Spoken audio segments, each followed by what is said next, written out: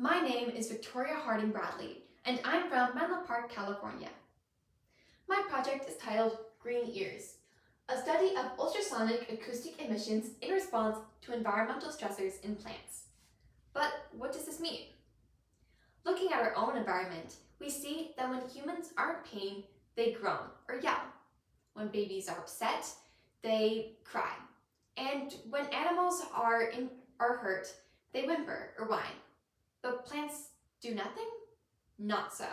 Plants communicate loud and clear, in an ultrasonic range of course, in the same range that bats communicate.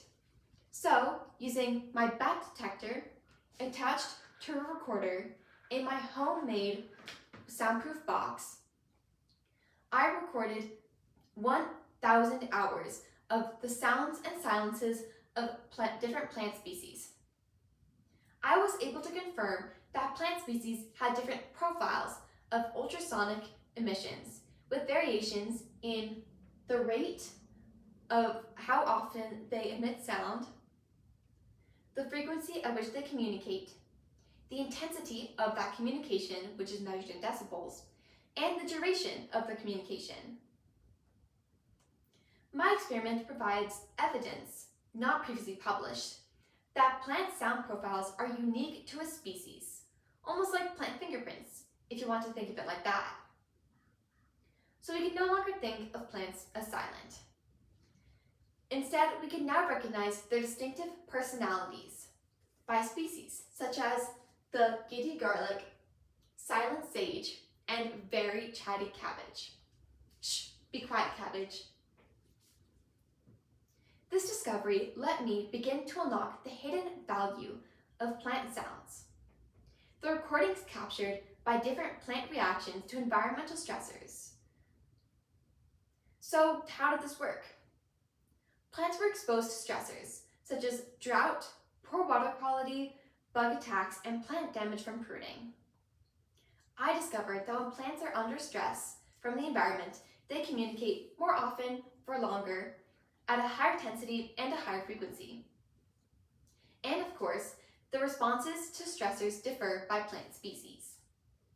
And finally, the most exciting part for me was the discovery of the peak frequency of plant sound emissions can be used to identify which species and what stressor they are reacting to in their natural environment.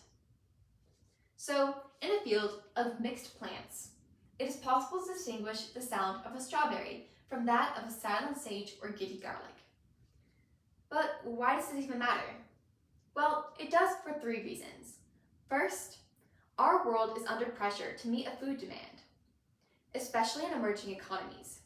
2, the global demand for food will double by 2050 due to population growth, dietary change, and bioenergy use. This need cannot be met.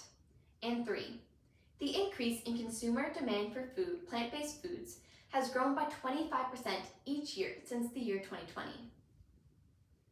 All this even before we begin to talk about the massive problem of use of water for intensive farming. My research suggests 2 immediate applications of this work. The first relates to water. At present, most irrigation systems are run on a clock instead of listening to the plant's needs. But now we can use changes in rate and peak frequency of plant sounds to determine how much water a plant actually needs to be healthy and flourish. For almonds alone, this may save up to 187 million gallons of water per year in California. The second application relates to the development of a diagnostic system that will allow issues in areas of mixed planting to be located and treated. For example, if there's a problem with a bug attack in a large area, the exact location can be detected early by noting changes in the profiles of plant sounds of the affected plants.